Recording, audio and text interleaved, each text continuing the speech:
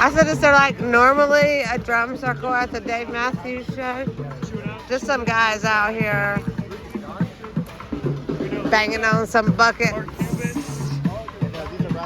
for some tips. These are the Raleigh bucket people. They're always downtown at the Raleigh bucket stuff. They've gotten a lot better. I think they're getting older. They're usually kind of young. A new generation of bucket people. Do you have any money for them? It's unfortunate that it's a cashless society. Look at them.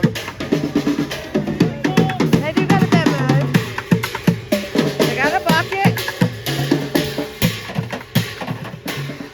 Oh yeah.